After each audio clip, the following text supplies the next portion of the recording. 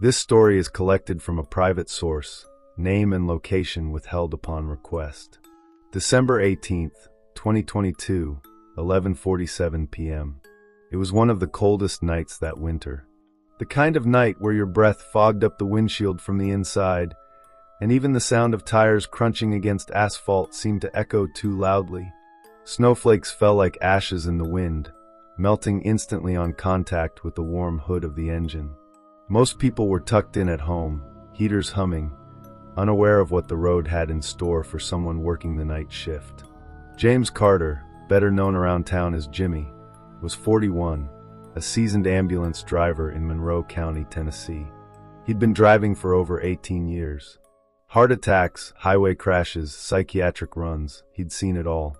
He was good at his job, kept his head down, didn't ask too many questions. That night, though, that night was different.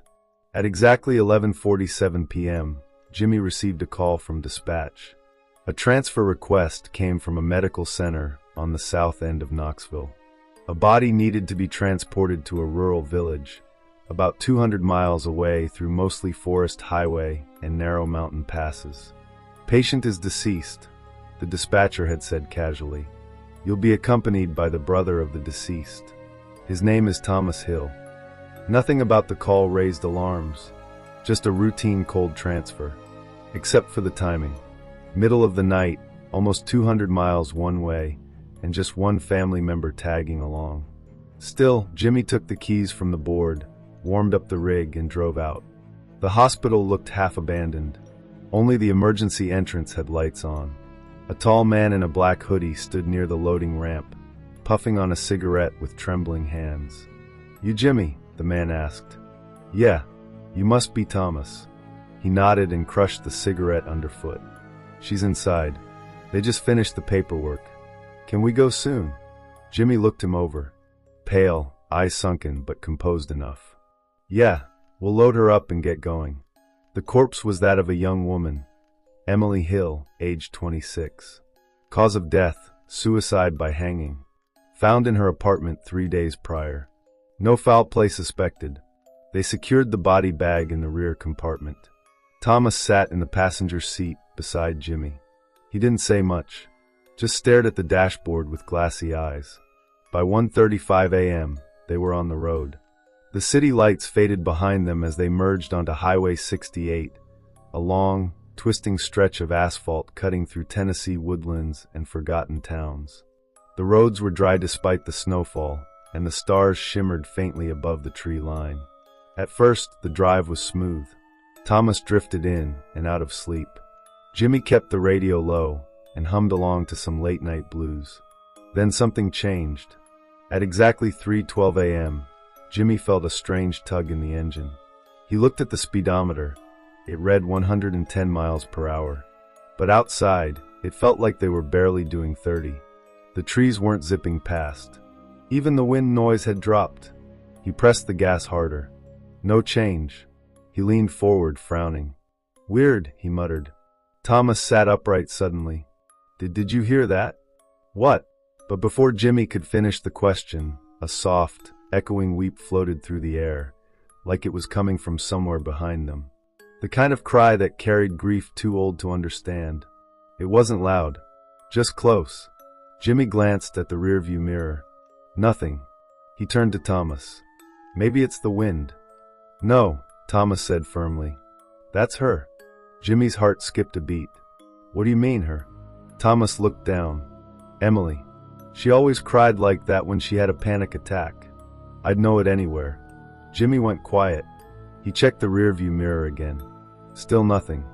But the air felt heavier now, thicker. He turned off the radio. Silence poured in like water. That's when the heater cut off. The temperature dropped instantly. Jimmy rubbed his hands, confused. "Great," he muttered.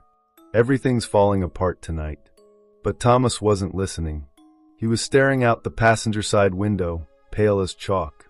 "There's someone running." "What?" "There's someone behind us." Jimmy flicked the mirror toward the rear window and froze. A shadow. Not a person, not exactly. It was tall, unnaturally tall. It ran not on the road but alongside it, slightly above the ground. It had long, claw-like fingers and hair that twisted in the wind like ink in water. Its mouth hung open in a soundless scream. It was keeping pace with them. Jimmy swerved slightly, panicking. "What the hell is that?" Thomas gripped the dash. "Don't stop. Don't stop, no matter what." The figure began to get closer. Each time the ambulance slowed on a curve, the shadow gained on them. Its eyes glowed faintly in the side mirror, two dim orbs of rotting amber. Jimmy slammed the pedal to the floor. This time the engine roared. The ambulance jolted like it had broken free from something. The trees blurred past again, headlights flashing against signposts and snowbanks. The heater came back on. The shadow disappeared. They pulled into a closed-down gas station, the kind with peeling paint and boarded-up windows. Jimmy needed to check the tires. He was sure he'd felt something dragging under the vehicle. He stepped out, flashlight in hand. Everything looked fine. No punctures, no leaks, nothing unusual. Except, there were long scratch marks on the back doors, like fingers had clawed at the metal, trying to get in or out. He ran a hand along the marks. They weren't from the road. They were deliberate. He got back into the cab, visibly shaken. Thomas whispered, "She's not at peace." Jimmy turned. "What are you talking about?" "She didn't just kill herself," Thomas said, voice barely audible. "She was hearing voices. Said something followed her home from the woods near our old family cabin. Said it promised her peace if she just gave up." He wiped his face. "She said it was tall, black, with no mouth, but it screamed." Jimmy didn't respond, just shifted into drive and kept going. The last 60 miles to Whitlow Ridge ran through a narrow forest path with no lights and no towns. It was known for deer crossings and the occasional landslide. Cell service? Non-existent. Around mile marker 48, they hit a sudden fog bank. The world turned white and gray, shadows bleeding through the mist like ghosts behind frosted glass. That's when the siren started. The ambulance siren. Jimmy hadn't turned it on. It wailed, low, eerie, then suddenly rose into a pitch no siren should reach. The interior lights blinked. The body bag in the back began to move slightly like something shifted inside it. Jimmy slammed the brakes. The siren died. The lights went out. For 5 seconds, there was nothing. Not even the engine. Just darkness and breath. Then softly, something knocked from inside the storage compartment. Jimmy turned, eyes wide. "She's gone," Thomas whispered. "She's in here now." The back door creaked, and in the mirror she stood. Hair matted, eyes white, rope burns along her neck. A grotesque smile twisting her lips. She stared at Jimmy, mouthing something he couldn't hear, then vanished like smoke blown in the wind. They arrived just after 6 a.m. The sun hadn't risen yet, but the village chapel's lanterns were lit. An old man stood waiting outside with 2 others. As they unloaded the body, Jimmy noticed the marks on the bag, bloody handprints that hadn't been there before. The priest refused to let the body into the chapel until sunrise. When Jimmy asked why, the priest just said, "She brought something back with her." Jimmy and Thomas waited in silence until dawn. As the first light hit the hills, a single raven flew over the trees and vanished into the fog. January 3rd, 2023. Jimmy took a leave of absence. 2 weeks later, the priest was found dead in his quarters, eyes open, mouth stretched in horror, hands clawing at his own throat. There were deep scratch marks on the chapel doors. The locals sealed the family grave where Emily was buried, then blessed it with salt and fire. But at night, they still say you can hear the siren far off in the trees, rising too high, then fading to a weep. Jimmy never drove again at night. And the claw marks? Still on the back of that ambulance. That was the chilling story of the last ride. A horrifying account that many believe truly happened on a cold December night in Tennessee. Now let's talk about what might really have been going on here. First off, everything about this transport seemed routine on the surface. A young woman who died by suicide, a grieving brother, and a late-night transfer to a remote village. But as we've seen, what should have been a simple trip turned into a paranormal nightmare. Some believe Emily didn't die alone. Thomas mentioned that she had been hearing voices and claimed something followed her from the woods near their family cabin. Could this be what's commonly known as a forest entity or spirit of despair?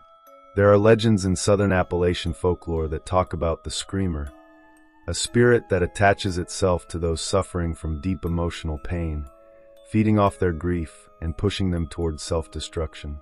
Many believe this entity doesn't stop after death, it follows. The haunting during the trip supports this. The heavy vehicle, the false speed readings, the crying sounds, and of course, the terrifying figure running alongside the ambulance. It all aligns with the idea that something had latched on, trying to make sure Emily wasn't alone in death. But what really makes this story disturbing is what happened after the body arrived at the chapel. The bloody handprints, the death of the priest, and the recurring scratch marks. They all suggest that whatever haunted Emily during her life and death didn't end with her burial. Could it have transferred to someone else? Jimmy, the driver, took leave immediately after. Did it follow him? Or was it waiting for the next grieving soul to cling to? And what about the unexplainable siren and the flickering lights? Those mechanical malfunctions timed perfectly with supernatural occurrences.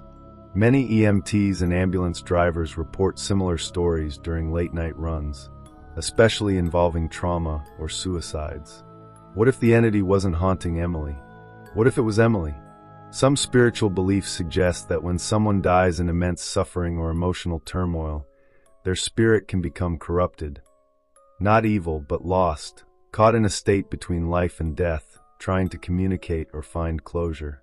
That might explain why she appeared in the mirror, why her crying echoed through the fog, and why she seemed to show up only when the ambulance crossed into those isolated roads. One more thing to think about is the raven flying away at dawn.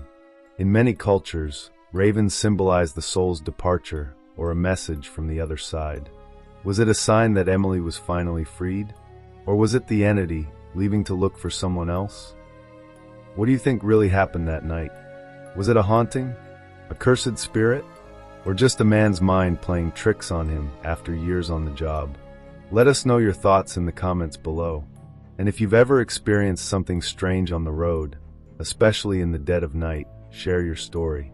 You might not be alone. Don't forget to like, subscribe, and hit the bell icon for more real horror stories you won't hear anywhere else. Until next time, drive safe. And don't look in the rearview mirror too long.